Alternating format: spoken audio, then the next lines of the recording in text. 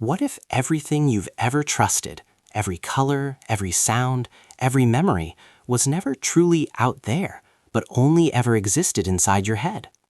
Right now, as you watch this, your brain is constructing a world so convincing that you've never questioned it. But what if that world is only a story, carefully stitched together by neurons trying to make sense of chaos? And more unsettling still, what if history itself, the past we believe is fixed and real, is just another layer of that illusion? Stay with me, because once you see it, you can't unsee it. Right now, light is entering your eyes. Not meaning, not understanding, not even color, just light. It travels silently, invisibly, passing through the curved surface of your cornea, bending as it goes, funneling toward a thin layer at the back of your eye. There, millions of tiny receptors react, not to objects, not to faces, but to raw data, flickers, intensities, wavelengths. And then, everything disappears. Because what you call seeing doesn't happen in your eyes at all. It happens in darkness. Inside your skull, there is no light, no color, no sound, only electrical signals, brief, fragile pulses of energy leaping from neuron to neuron, forming patterns so complex that they give rise to something that feels impossibly real, a world. You are not looking at reality. You are looking at your brain's interpretation of it. And that interpretation is all you have ever known. Pause for a moment and notice something simple. The room around you feels stable, solid, continuous. Objects stay where they are. The world doesn't flicker or bleach. It feels reliable, almost permanent. But that sense of stability is an illusion your brain is constantly fighting to maintain, because the truth is far stranger. Your eyes don't capture a smooth, uninterrupted scene.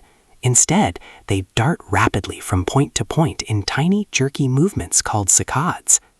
Several times every second, your visual input effectively jumps, leaving gaps, brief moments where you are, in a sense, blind. But you never notice. Your brain fills in those gaps, stitching together fragments into a seamless experience. It predicts what should be there, smooths over inconsistencies, and quietly edits reality before you're even aware of it. You are not seeing the world as it is. You are seeing the world as your brain expects it to be. And expectation can be wrong.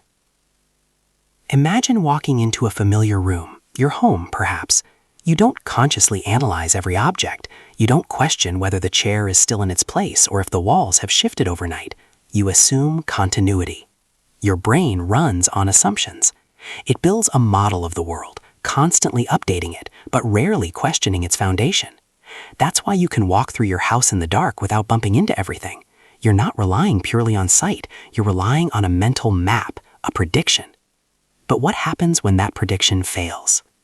There are moments, rare, unsettling, when the brain's model doesn't match incoming data, when something changes in a way you didn't expect.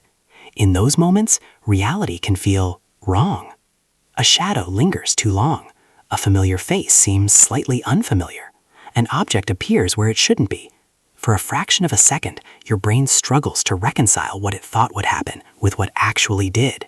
And in that tiny fracture, you catch a glimpse of something unsettling. Reality is not fixed. It is constructed. You assume that when someone else says blue, they're experiencing what you experience, but there is no way to verify that. Their brain could be interpreting those wavelengths differently, constructing a different internal world, yet using the same language. We move through life believing we share the same reality, but we are each living inside our own version of it, separate, isolated, incomplete. And still, it feels so convincing, so immediate, so real. That's the power of the brain. It doesn't just show you a world, it hides the fact that it's showing you anything at all. Think about your sense of self. Right now, you feel like you, a continuous identity moving through time, anchored in your body, observing the world from a fixed point of view. But even that sense of self is constructed. There is no single place in your brain where you exist, no central command center where a little version of you sits, watching a screen. Instead, there are networks, vast interconnected systems processing information simultaneously. Some handle vision, others handle memory, emotion, language, movement. And somehow, out of all that distributed activity, emerges the feeling of being someone, a unified observer. But what if that observer is just another illusion, a story your brain tells itself to make sense of its own complexity? There are moments when this illusion begins to crack. Patients with certain neurological conditions report feeling disconnected from their own bodies, as if they are observing themselves from the outside. Others lose the ability to recognize familiar faces, even those of loved ones. Some can see objects clearly but cannot name them, as if meaning itself has been stripped away. The world remains, but its interpretation collapses. Which raises a chilling question. If your brain can alter your perceptions so dramatically, what guarantees that your current experience is accurate? What guarantees that what you're seeing right now is real? The answer is uncomfortable. Nothing guarantees it, because your brain is not designed to show you reality. It is designed to help you survive. And survival does not require truth. It requires usefulness. Your senses evolved not to reveal the world as it is, but to filter it, to simplify it, to highlight what matters and ignore what doesn't. You don't see every detail of your environment. You don't hear every sound. You don't feel every shift in temperature or pressure. Your brain edits, relentlessly. It discards vast amounts of information every second, leaving you with a streamlined version of reality, a version optimized for action, not accurate. Which means the world you experience is not the full picture. It's a carefully curated illusion. And the deeper you look, the more fragile that illusion becomes. Consider this. Right now, your brain is also predicting the future, not consciously, but constantly. It anticipates what will happen next, where objects will move, how sounds will evolve, what people will say. These predictions allow you to react quickly, to navigate a complex world without being overwhelmed. But those predictions can shape what you perceive. In some cases, your brain doesn't just interpret reality, it actively constructs it based on what it expects to happen. It fills in missing pieces, it smooths over contradictions, it resolves ambiguity by choosing the most likely explanation. And sometimes, it gets it wrong. Yet even when it does, the illusion remains intact, because you don't see the errors, you only see the result. A world that feels coherent, continuous, real. But beneath that surface lies something far more uncertain, something fluid, something that depends entirely on the fragile, flickering activity of your brain. And here's the unsettling part. You have never experienced anything outside of it. Not once. Everything you've ever seen, heard, touched, remembered, imagined, all of it has existed within the same enclosed space, inside your mind, which means, in a very real sense, you have never directly experienced reality itself, only a version of it, a model, a story. And as we begin to move backwards into the minds of those who lived thousands of years before us, we'll discover something remarkable. Long before science, long before neuroscience or technology, humans already suspected the truth. They didn't have the language to explain it, but they felt it. In myths, in shadows, in stories passed down through generations. A quiet, persistent question that refused to disappear. What if the world we see is not the world that is? And what if we've been living inside that question all along? Long before laboratories, before equations, before the word brain meant anything at all, humans were already uneasy about reality. They didn't have microscopes to peer into neurons. They couldn't measure wavelengths or map neural activity. And yet, standing beneath vast skies and flickering firelight, they felt something was off. Not wrong exactly, but incomplete. Imagine a world without artificial light. Night falls and darkness doesn't just surround you, it consumes everything. The only illumination comes from fire, unstable and alive, casting shadows that stretch, twist, and move without warning. Those shadows weren't just visual distortions, they were mysteries.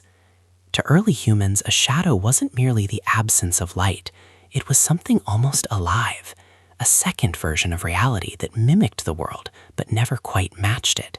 It shifted when you moved. It distorted familiar shapes. It suggested that what you saw might not be the whole truth. And that idea stayed. In caves across the world, early humans painted animals, symbols, and figures that seemed to flicker with motion even today. When firelight dances across those walls, the images appear to move, like a primitive illusion, a moment where stillness becomes life. But why paint like that? Why create images that only come alive under certain conditions? Because even then, there was an awareness, subtle, unspoken, that perception could be manipulated, that what you see depends on how you see it. As civilizations grew, so did this quiet suspicion. In ancient cultures, reality was rarely considered fixed. It was layered, symbolic, often deceptive. The physical world was only one aspect of existence. Behind it, beneath it, or beyond it, there were other realms, other truths, hidden from ordinary perception. In ancient India, thinkers began exploring the idea that the world we experience might not be the ultimate reality. They described existence as something like a veil, an illusion that covers a deeper truth. To them, what we perceive through our senses was not false, but it was incomplete, a kind of surface. And beneath that surface, something far more fundamental. But here's where it becomes unsettling. If reality has layers, then how do you know which one you're living in? That question didn't stay in one place. In ancient Egypt, the line between the physical and the spiritual was blurred in a different way. Life itself was seen as part of a larger, ongoing illusion, a temporary state before something more real. The world of the living was not the final destination, but a stage, a passage. Even death wasn't considered an end. It was a transition, perhaps even a waking up. The implication is quiet but powerful. What if this life is not the most real version of existence? And then, across the ancient world, stories began to emerge, stories that echoed the same unsettling theme. Trickster gods, shapeshifters, illusions cast by divine beings, entire realities created, manipulated, or destroyed by forces beyond human understanding. These weren't just entertaining myths. They were reflections of a deeper intuition, a feeling that reality could be altered, that what we see might be controlled or even fabricated. But perhaps the most intriguing part is not what these cultures believed, it's why they believed it. Because these ideas didn't come from nowhere, they came from observation, from subtle inconsistencies in the world around them, from moments where reality didn't behave the way it should. Think about something simple, mirages. In vast deserts, travelers would see water shimmering in the distance, only to find nothing there. Entire landscapes appeared where none existed. The horizon itself seemed to bend and distort. To someone without modern science, this wasn't just a trick of light. It was evidence, proof that reality could lie. And if reality could lie, then how much of it could be trusted? This question slowly evolved into something deeper. Not just can our senses be fooled, but what are our senses really showing us? Ancient thinkers began to realize that perception is not passive, it is active. It shapes what we experience. Consider dreams. Even in ancient times, dreams were not dismissed as random or meaningless. They were taken seriously, sometimes more seriously than waking life. In dreams, people saw, felt, feared, and desired things that felt completely real until they woke up. But that moment of waking brought a strange realization. If a dream can feel real while you're inside it, then how do you know this isn't the same? This wasn't just a philosophical curiosity, it was a genuine uncertainty, a quiet doubt that lingered beneath everyday life. And that doubt became sharper as thinkers began to question the reliability of the mind itself. Because the mind can imagine, it can create entire worlds without external input. It can distort time, alter space, and fabricate experiences that feel indistinguishable from reality. So if the mind is capable of creating convincing illusions, then how do you separate what comes from the outside from what is generated within? This is where the ancient world begins to feel surprisingly modern, because the same questions we ask today about perception, consciousness, and reality were already forming thousands of years ago, not with the same language, not with the same tools, but with the same curiosity and the same unease. There's something deeply human about this. Across different cultures, different continents, different eras, people arrived at similar conclusions, that reality is not as straightforward as it seems, that what we perceive may only be a fragment of something larger, that there might be forces, natural or otherwise, that shape what we experience in ways we cannot fully understand. But perhaps the most haunting idea is this: what if humans have always sensed the illusion, but never fully escaped it? What if every generation gets closer to understanding it, only to realize that the truth is always just beyond reach? Because even now, with all our knowledge, all our science, all our technology, we are still asking the same fundamental question: what is real? And as we move forward into one of the most powerful ideas ever conceived, we'll encounter a story that captures this question more vividly than anything before it. A story about shadows, about perception, about a reality so convincing that those inside it never question it until one of them does. And when they finally see the truth, they realize something terrifying. The illusion wasn't just around them, it was everything they had ever known. Imagine being born into darkness. Not the kind of darkness that comes with night, where you know the sun will eventually return, but a permanent, unchanging absence of light. A darkness so complete that you don't even realize it's darkness because you've never known anything else. You are not alone. There are others beside you, just like you. You've been here your entire life, chained in place, unable to turn your head. You cannot look behind you. You cannot see yourself. All you can do is stare forward at a wall. And on that wall, something strange is happening.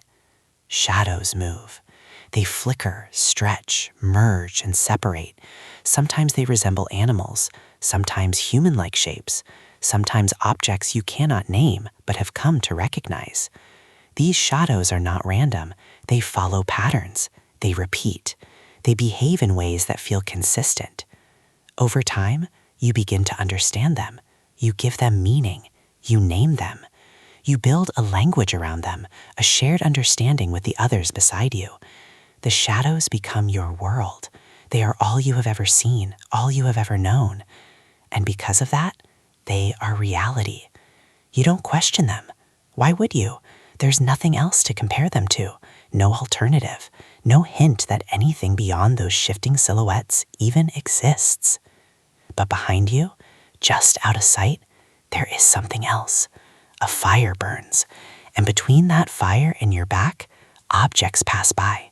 Real objects, solid forms carried by unseen figures. As they move, they cast shadows onto the wall in front of you. What you see is not the object.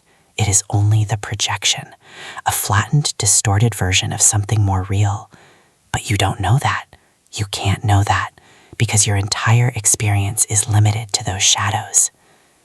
Now imagine something impossible happens. Your chains break.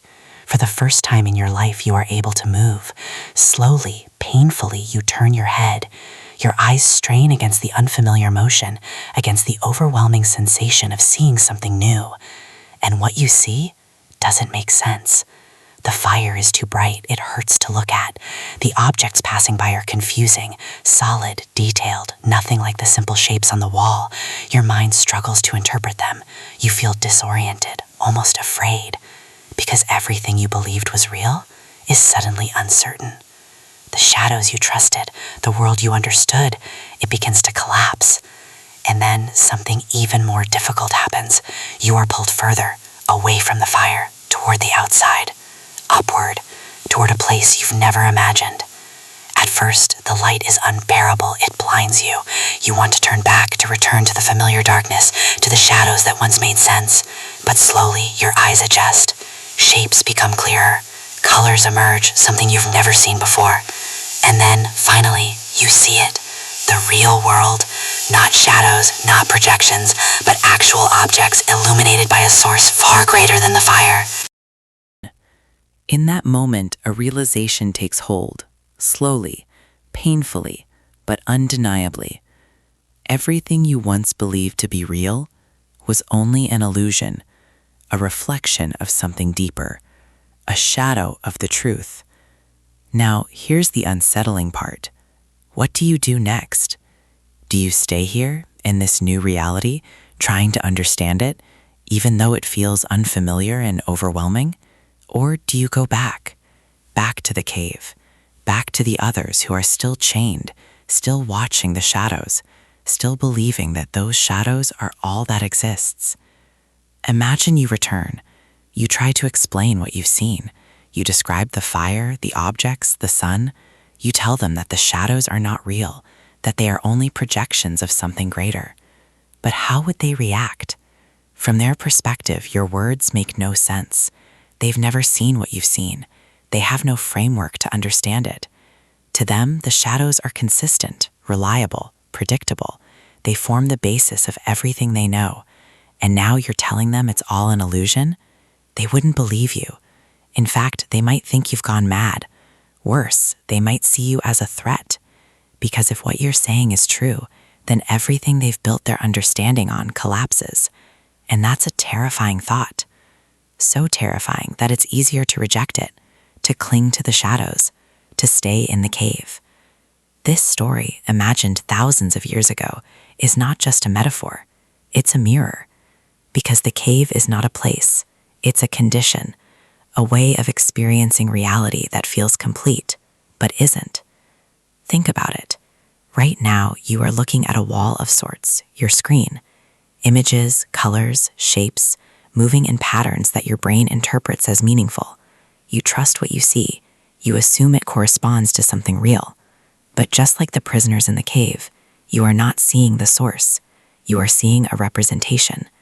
Your brain takes signals, light, sound, data, and transforms them into an experience, a coherent world that feels immediate and undeniable. But that experience is not the thing itself. It is a constructed version of it, a shadow. And just like in the cave, that shadow is convincing enough that you rarely question it. You don't ask, is this real? You assume it is, because questioning it would require stepping outside of it. And that's the problem. How do you step outside of something that defines your entire experience? The prisoners couldn't imagine the world beyond the cave because they had never seen it. And we face the same limitation. Everything we know, every thought, every perception, every memory, exists within the framework of our mind. We have no direct access to anything beyond it, which raises a question that is as unsettling today as it was then. What if we are still in the cave? Not literally chained, not staring at shadows on a stone wall, but experiencing a version of reality that is incomplete, filtered, interpreted, a projection. And if that's true, then what would it take to break free? Would we even recognize it if we did?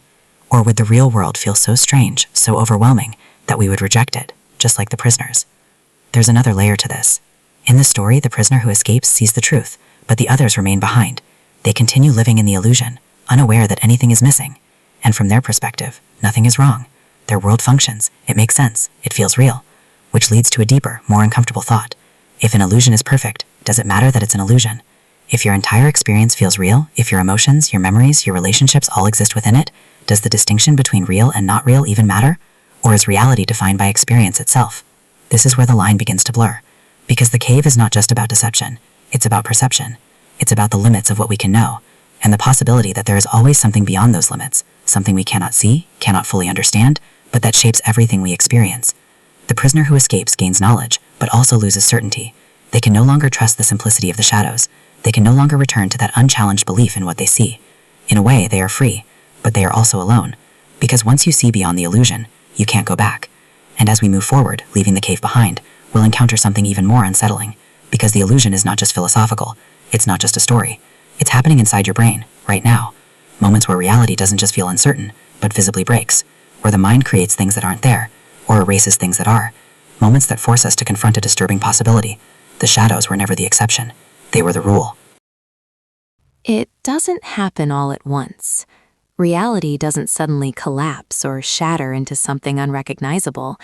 Instead, it slips, quietly, almost politely, just enough for you to notice that something isn't quite right. A flicker at the edge of your vision, a shape that seems to move when it shouldn't, a moment where what you see, doesn't match what you expect. At first, you dismiss it. A trick of the light, a momentary lapse in attention. Your brain, you assume, simply made a small mistake. But what if those moments aren't exceptions? What if they are glimpses of how perception actually works? Because the truth is, your brain is not a perfect observer. It is an interpreter, and sometimes it gets things wrong. Consider something deceptively simple. You're driving down a familiar road. You've taken this route countless times before. Every turn, every sign, every landmark is stored somewhere in your memory. And yet suddenly, you don't remember the last few minutes. You were conscious, your eyes were open, you were responding to traffic, staying in your lane, navigating the road. But your mind wasn't fully there. It's as if part of you switched off, leaving your body to operate on autopilot. This isn't rare. It happens more often than we realize. Your brain fills in the gaps, maintaining the illusion of continuous awareness, even when your attention drifts away. You assume you experienced every moment, but in reality, entire segments of time can pass with little to no conscious memory. Which raises a strange question.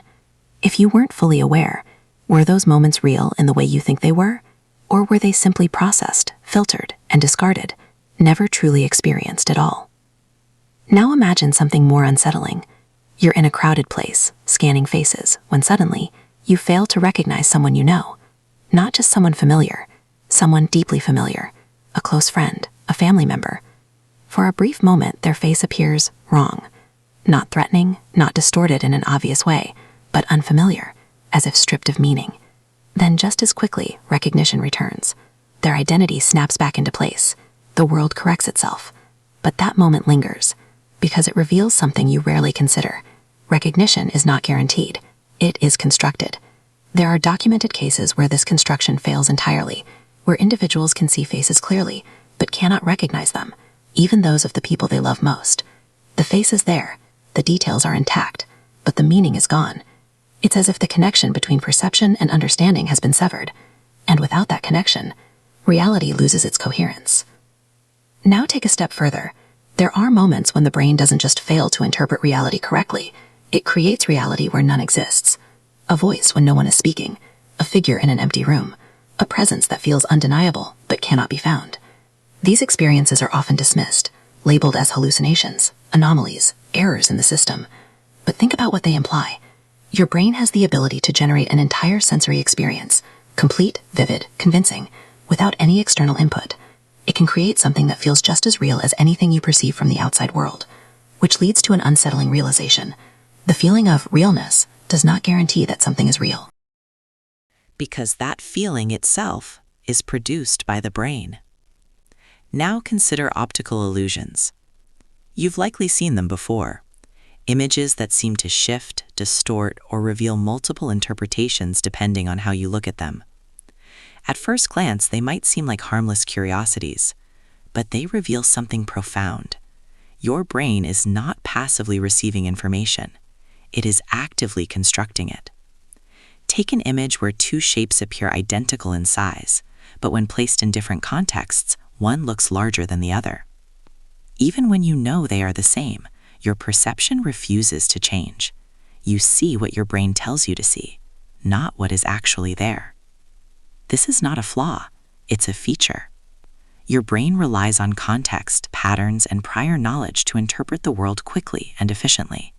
It makes assumptions, educated guesses, about what it's seeing. Most of the time, those guesses are accurate enough, but sometimes they're not. And when they fail, you don't just see an error. You see a different reality, one that feels just as convincing as the correct one. Now imagine that this process is happening all the time, not just in illusions, but in every moment of perception. Your brain is constantly predicting, interpreting, and constructing. It fills in missing information. It resolves ambiguity. It chooses the most likely explanation for the signals it receives. And it does all of this so seamlessly that you experience a stable, coherent world. But beneath that stability lies something fragile. Because if the brain can alter perception in small ways, it can alter it in large ways too. There are individuals who, due to certain conditions, lose entire segments of their visual field. not because their eyes stop working, but because their brain stops processing that information. They don't see blackness or emptiness. They simply don't see anything at all in that region. And here's the unsettling part. They are often unaware of it. Their brain fills in the missing space, creating a complete image that feels normal. From their perspective, nothing is missing. Reality appears intact, even when it isn't. This is called a blind spot, not just in the physical sense, but in the perceptual one. And we all have them, not just in our vision, but in our understanding of the world. Gaps that are quietly filled in by the brain, giving us the illusion of completeness. But what else is being filled in?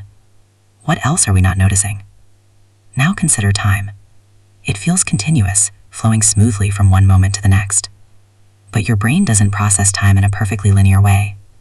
There are delays, tiny fractions of a second between when something happens and when you become aware of it. To compensate, your brain does something remarkable.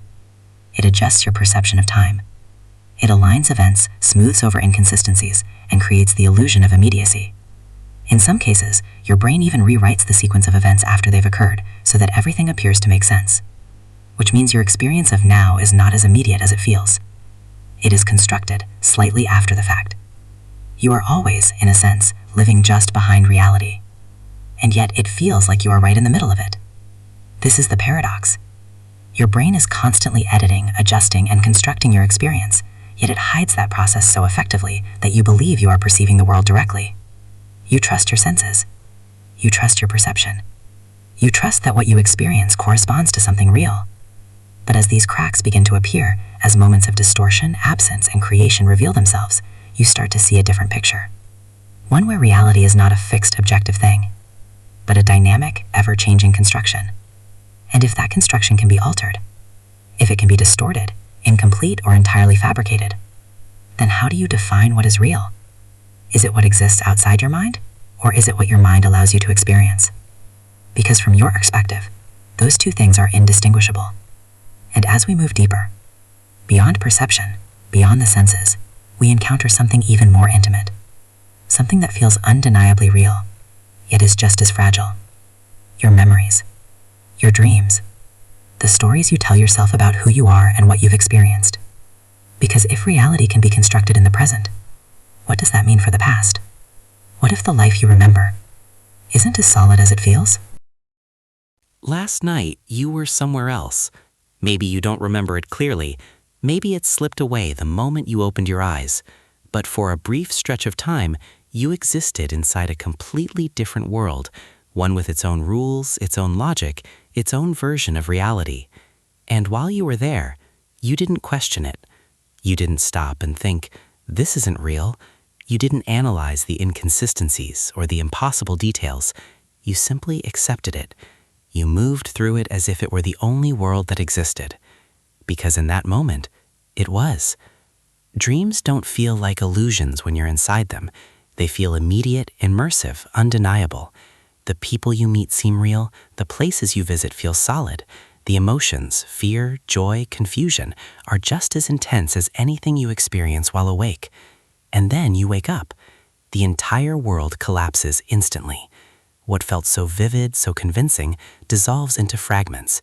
You recognize it for what it was, a construction of your mind, a temporary reality generated without external input. But here's the unsettling question.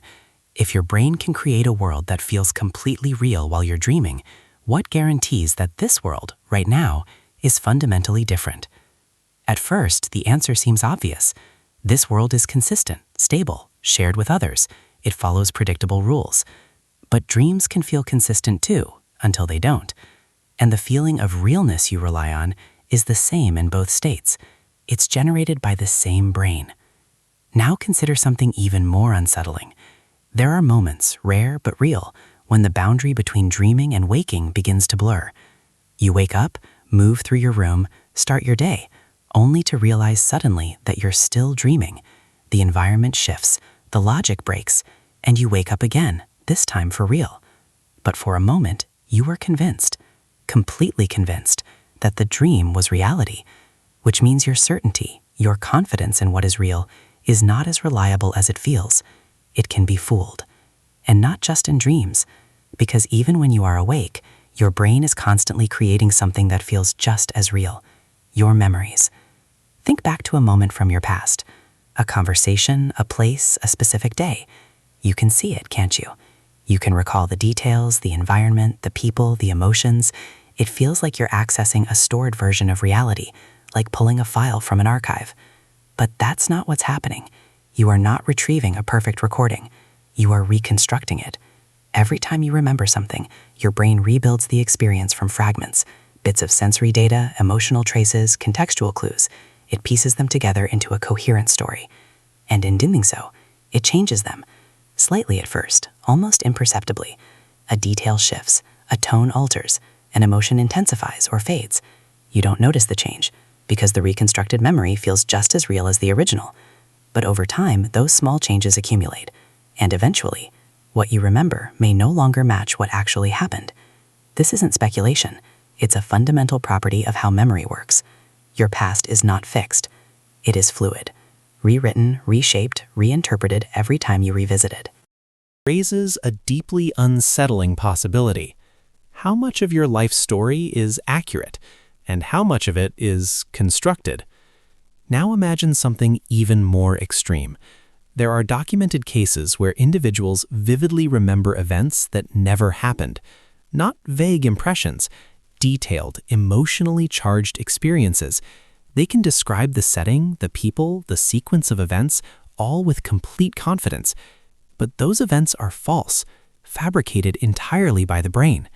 And yet, to the person remembering them, they are real, indistinguishable from genuine memories. Which means the line between what happened and what you believe happened is not as clear as it seems, because belief does not require truth. It only requires consistency within the story your brain is telling, and that story is always evolving. Now, take a step back and consider the implications. Your dreams can create entire worlds from nothing. Your memories can reshape your past without you noticing. Your perception constructs your present in real time. All of it, past, present, imagined, emerges from the same source, your brain. Which means, in a very real sense, your entire experience of existence is mediated by a single system that is capable of distortion, fabrication, and reconstruction. And yet, it feels reliable. It feels stable. It feels real. That's the paradox. Because your brain doesn't just create experiences, it creates the feeling that those experiences are trustworthy.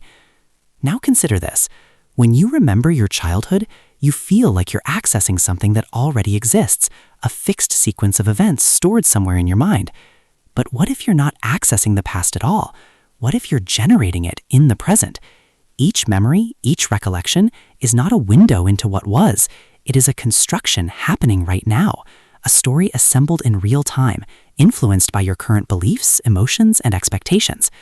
Which means your past is not something you carry with you. It is something you continuously create. And if that's true, then who you are, your identity, your sense of self, is built on something that is constantly shifting. Not a fixed foundation, but a moving structure.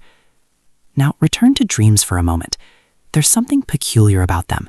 They often combine elements in ways that don't make sense. Places merging, people changing, time behaving strangely.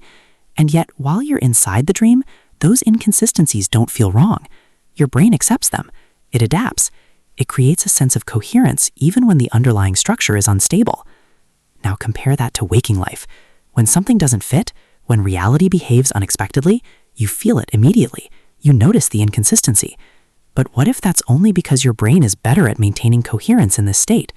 What if the difference between dreaming and waking is not absolute, but a matter of degree? Both are constructed. Both are experienced. Both feel real from the inside. The only difference is how stable and consistent the construction is, and that stability is not guaranteed. Because there are moments, rare, unsettling, when waking reality begins to take on dream-like qualities. Moments of déjà vu, where you feel like you've experienced something before, even though you know you haven't. Moments where time seems to slow down or speed up, where the flow of reality feels distorted. Moments where your sense of self shifts, where you feel disconnected from your surroundings, as if observing rather than participating. These are not just curiosities. They are cracks in the system, glimpses of how fragile our experience of reality truly is. and they lead to a question that is difficult to ignore. If your brain can create dreams, reshape memories, and interpret the present, then what is the difference between reality and illusion? Is it the source? The consistency? The fact that others seem to share the same experience? Or is it something deeper, something we haven't fully understood yet? Because as we move forward into the world of science and discovery, we'll encounter a realization that is even more unsettling. One that doesn't just question perception or memory, but the nature of reality itself. A realization that suggests the universe we live in may not be as solid, as fixed, or as independent as we once believed. And that observation, simply looking at something, might play a role in bringing it into existence. Which means the question is no longer just, is reality an illusion? But something far more profound. What if reality depends on us to exist at all? For most of human history, reality felt solid, not just convincing, but absolute. The ground beneath your feet didn't depend on your thoughts. The stars didn't flicker into existence because you looked at them. The world existed, independent and unchanging, whether you were there to witness it or not. That belief carried us forward. It shaped early science, guided exploration, and built the foundation of everything we thought we understood. The universe was a machine, predictable, orderly, governed by fixed laws. If you knew those laws, you could understand reality itself. It was a comforting idea, a stable one. But then, something began to break. Not all at once, not dramatically. At first, it was subtle. Small inconsistencies, tiny cracks in the logic of how the universe should behave. And the deeper scientists looked, the stranger those cracks became. It began with a simple question. What is reality made of? At the surface, the answer seemed obvious. Solid objects, continuous matter, things you can see and touch. But as scientists developed tools to look closer, to peer beyond what the eye could perceive, that solidity began to dissolve. Objects weren't solid at all. They were mostly empty space. Atoms, once thought to be indivisible building blocks, turned out to be complex systems, made of even smaller components. And those components behaved in ways that defied intuition. Particles didn't act like tiny, predictable objects. They behaved like possibilities. They existed in multiple states at once, until something caused them to choose. And that something appeared to be observation. At first, this didn't make sense. How could simply looking at something affect what it is? It sounded almost philosophical, like a return to ancient questions about perception and reality. But this wasn't philosophy. It was experiment, carefully designed, repeatedly tested, consistently producing the same unsettling result. When not observed, particles behaved like waves, spread out, existing in many possibilities at once. But when observed, they behaved like particles, localized, defined, singular, as if the act of observation forced reality to settle into a specific state. This wasn't just strange, it was deeply unsettling, because it suggested that reality, at its most fundamental level, is not fixed. It is potential, and that potential becomes real only when it is measured, observed, interacted with. Think about what that means. Before observation, the universe is not a collection of definite things. It is a field of possibilities. And observation, somehow, collapses those possibilities into a single outcome. But what counts as observation? Is it a human looking at a result? Is it a measuring device? Is it any interaction at all? The answers are not simple, and the deeper scientists explored, the more the line between observer and reality began to blur. Because if observation affects outcome, then the observer is not separate from the system. They are part of it. Now, consider how this connects to everything we've explored so far. Your brain constructs your perception of reality. Your memories reshape your past. Your dreams create entire worlds. And now, at the most fundamental level of physics, reality itself seems to depend on interaction, on something observing, measuring, or engaging with it. It's as if the universe is not a static stage, but an unfolding process, one that requires participation. This idea didn't come easily. It challenged centuries of assumptions. Scientists resisted it, debated it, tried to find alternative explanations. But the results remained consistent, unavoidable. Reality, it seemed, was not as independent as we thought. And then came an even stranger realization. Particles separated by vast distances, miles, even light years, could remain connected in a way that defied logic. Change the state of one, and the other responds instantly. No signal traveling between them, no delay, just an immediate correlation. As if distance didn't matter, as if, at some level, they were not truly separate. This phenomenon forced scientists to confront a possibility that felt almost impossible. What if the separation we perceive, the distances, the boundaries between objects, is not fundamental? What if it's part of the way our brain organizes reality, rather than a property of reality itself? Because at the deepest level, the universe doesn't behave like a collection of independent objects. It behaves like a system, interconnected, holistic, where parts cannot always be understood in isolation. And that brings us to a question that echoes everything we've explored so far. If reality is not fixed, if it depends on observation, if it is interconnected in ways we don't fully understand, then what exactly is it? Is it something out there, existing independently, waiting to be discovered?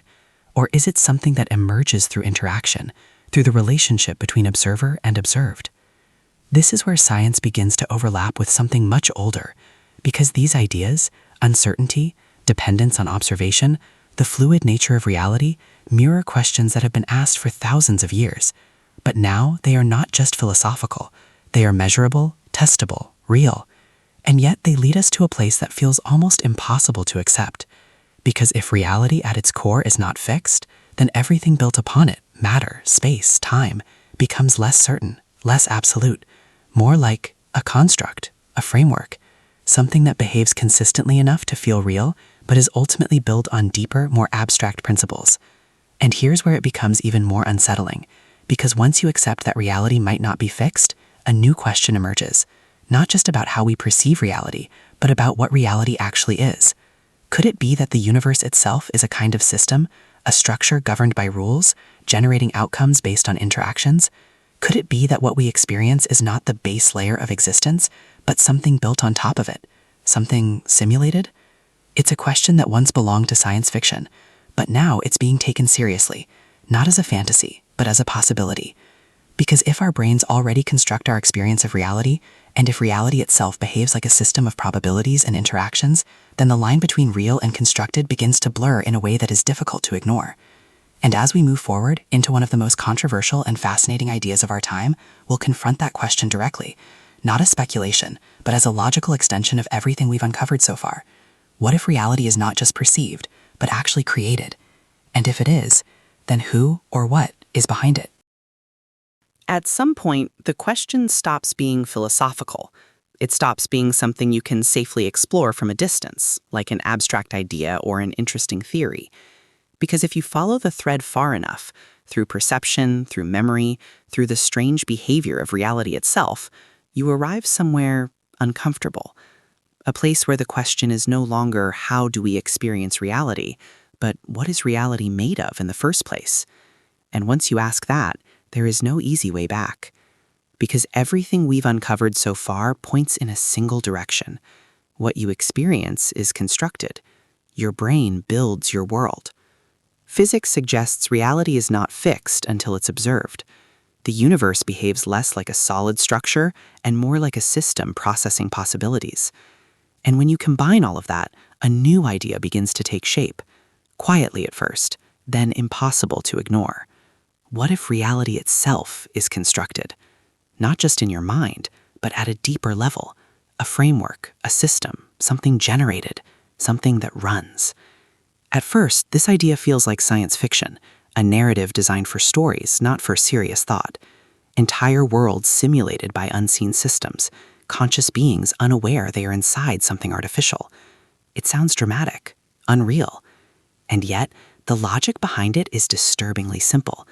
Because if a system can simulate reality perfectly, down to every detail, every sensation, every interaction, then those inside the simulation would have no way of knowing. From their perspective, it would feel real, completely. They would build lives, form memories, create history, all within that constructed environment. And unless something broke, unless there were glitches, inconsistencies, cracks, they would never question it. Now pause for a moment. Does that sound familiar? Because in many ways, it mirrors exactly what we experience. A world that feels stable, consistent, governed by rules. A world where we trust our senses, build our identities, create meaning. And yet, beneath that surface, we've already seen how fragile it is, how easily perception can be altered, how memory can be reshaped, how reality itself behaves in ways that defy our expectations. Which leads to a question that is difficult to ignore. If we could be inside a constructed reality, how would we know? You might think the answer is simple. There would be glitches, there would be errors, there would be something obviously wrong. But think carefully. Would there? Because if the system is advanced enough, if it's designed to be consistent, self-correcting, adaptive, then any glitch might simply be interpreted as part of reality, a rare event, an anomaly, something unusual but not impossible, just like the moments we've already explored, the strange distortions in perception, the gaps in memory, the unexplained coincidences, the subtle feeling that something isn't quite right, but never enough to break the illusion completely. What if those aren't flaws? What if they are simply the edges of a system we don't fully understand? Now consider something even more unsettling. In a constructed reality, the rules don't have to match our expectations. They only have to be consistent. Gravity doesn't need to exist. It just needs to behave the same way every time. Time doesn't need to flow continuously. It just needs to appear to. Space doesn't need to be fundamental. It just needs to feel real. And that's exactly what we observe. The laws of physics are incredibly precise, incredibly reliable, but also strangely arbitrary. Why do they have those exact values? Why do they behave in those specific ways? Why does the universe follow rules at all? We accept these laws as fundamental, but what if they are not? What if they are parameters, settings, constraints within a larger system? And if that's true, then reality is not just something we observe, it's something that has been defined, configured. Now, this doesn't necessarily imply intent. It doesn't require a creator in the traditional sense. A constructed system could arise naturally from processes we don't yet understand, or it could be the result of something far beyond our current comprehension. But either way, the implication is the same. What we experience may not be the base layer of existence. It may be one level within something deeper. Now, let's take this one step further. If reality is constructed, then your brain is not just interpreting it, it is interfacing with it, translating whatever exists at the deepest level into a form you can understand. Sights, sounds, sensations, thoughts. In other words, your entire experience is a kind of rendering, a representation generated from underlying data, just like an image on a screen is generated from code. You don't see the code, you see the result. A seamless, coherent world that feels real because it is designed to be experienced that way. But behind that experience, there is something else, something you cannot directly access. Now, here's the most unsettling part. If this is true, then you have never experienced reality directly, not once. You have only ever experienced the output, the interface, the version of reality that your brain, and possibly the system itself, allows you to perceive. Which brings us back to a question that has been quietly building since the beginning. What is real? Is it the world you experience? The one that feels immediate, tangible, undeniable? Or is it something deeper? Something that exists beyond your perception, beyond your senses, beyond your understanding? And if that deeper layer exists, why can't you access it? Is it because your brain is limited? Because your senses are filtered? Or because the system itself doesn't allow it? This is where the idea becomes more than just a theory. It becomes a lens, a way of looking at everything we've explored so far: perception, memory, dreams, physics, and seeing them not as separate phenomena, but as pieces of a larger pattern. A pattern that suggests reality is not what it appears to be, that it is constructed, filtered, interpreted, that there may be layers beneath layers, and that we are only aware of the one we are designed to experience. But here's the final twist. Even if all of this is true, even if reality is constructed, even if everything you experience is part of a system you cannot see or fully understand, would it change anything? Would your life feel less real? Would your emotions become less meaningful? Would your experiences lose their value? Or would they remain exactly as they are, because from your perspective, they are still real? That question leads us to the final realization, because in the end, the nature of reality may not be something we can fully understand. There may always be a layer beyond our reach, a deeper truth we can sense but never directly access. But what we can understand is the experience itself, and what that experience means. Because whether reality is constructed or fundamental, whether it is illusion or truth, you are still here, experiencing it. And that experience might be the only reality that matters. But even that conclusion is not as simple as it seems, because there is one final question left to ask, one that brings everything together. And once you ask it, you may never look at the world the same way again. Right now, something is happening. Not out there, in the world you see, but here, inside the quiet space where your thoughts form, where your awareness rests, where everything you've just heard is being processed, interpreted, and understood. Because as you sit here, listening, thinking, questioning, you are not just observing this story, you are experiencing it. And that experience, this moment, right now, is the only thing you can ever truly access. Everything else is inference.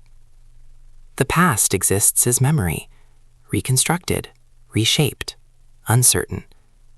The future exists as expectation, imagined, predicted, unknown. In the world beyond your senses, it exists only as a model your brain has built, which means all of reality as you know it is contained within this single, fleeting moment of awareness. And yet, even this moment is not what it seems, because by the time you become aware of something, by the time a sound reaches your consciousness, by the time an image forms in your mind, it has already happened. Your brain has processed it, filtered it, constructed it, and only then presented it to you. You are always, in a subtle but undeniable way, experiencing the past, a version of reality that has already been edited, already been shaped, already been decided. But it feels immediate. It feels real. And that feeling is so convincing that you never question it. Until now. Because everything we've explored, the illusions, the memories, the dreams, the strange behavior of reality itself, has been leading here, to a realization that is both simple and deeply unsettling. You have never experienced reality directly, only your brain's version of it, a version that is constructed, filtered, interpreted, a version that feels complete, but may only be a fragment. And yet, there is something even more mysterious than the world you perceive, something that cannot be reduced to signals or patterns or systems, something that sits at the center of it all, the fact that you are aware. Think about that. Not what you are aware of, but the awareness itself, the quiet presence that observes your thoughts, your perceptions, your experiences, the sense that there is a you behind everything, watching, experiencing, existing. Where does that come from? Your brain can explain perception. It can explain memory. It can even explain behavior.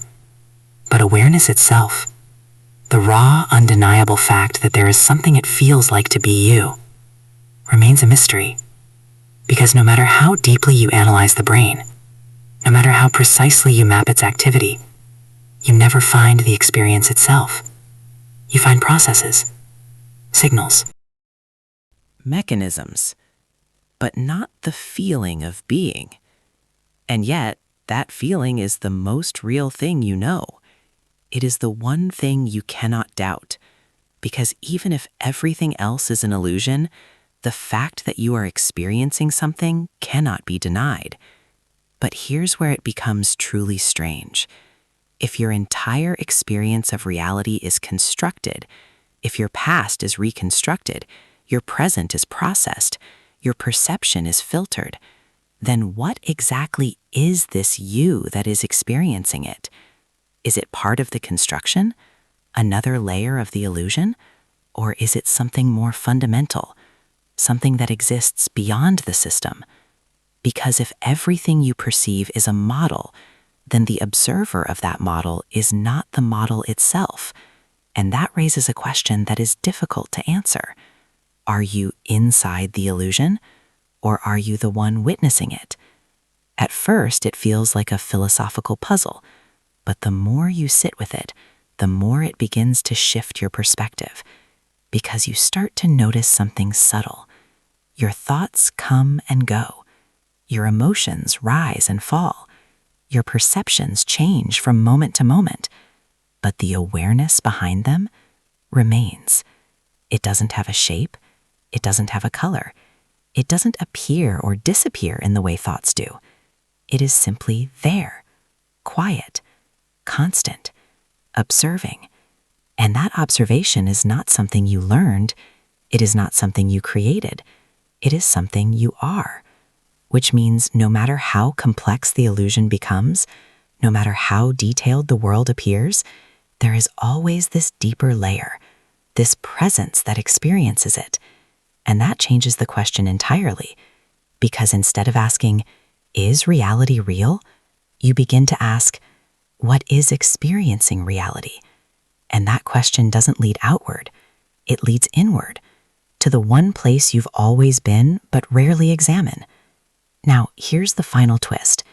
If reality is constructed, if your brain creates the world you experience, then everything you see, everything you hear, everything you feel is part of that construction, including the idea of separation, the sense that there is a you and a world, that there is an observer and something being observed. But what if that separation is also an illusion?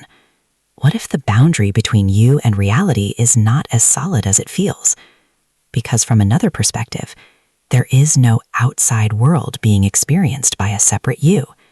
There is only experience itself, a continuous unfolding of perception, thought, and awareness.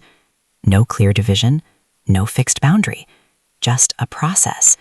And within that process, the idea of you emerges, not as a fixed entity, but as a pattern, a story, a center of experience that feels real because it is consistently constructed.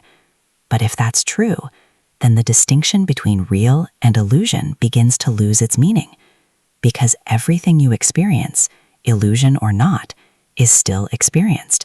It still feels real. It still shapes your thoughts, your emotions, your life, which brings us to the final realization. Not a conclusion, not a definitive answer, but something quieter, more personal. Reality may not be what it seems. It may be constructed, layered, filtered in ways we cannot fully understand. There may be deeper levels we cannot access, systems we cannot perceive, truths we cannot fully grasp. But within all of that uncertainty, there is this moment, this experience, this awareness. And whether it is generated by a brain, a system, or something beyond both, it is real to you, right now. And maybe that's where the answer lies. Not in uncovering the ultimate nature of reality, but in recognizing the nature of experience itself. Because even if the world is an illusion, the fact that you are here, experiencing it, is not. And as you sit with that, just for a moment, notice something. The world around you hasn't changed. The sounds are still there. The colors are still there. Your thoughts are still moving, forming, shifting. Everything feels normal. And yet, something is different. A subtle shift, a quiet awareness that what you're experiencing may not be what you thought it was. And once that awareness is there, it doesn't disappear. It stays with you, in the background, in the way you look at things, in the way you question what you see. Because the illusion, if it is an illusion, has not broken. It has simply been revealed. And now there's only one question left. Not about reality, not about the brain, not about the universe, but about you. If everything you experience exists within your mind, then who is the one watching it all?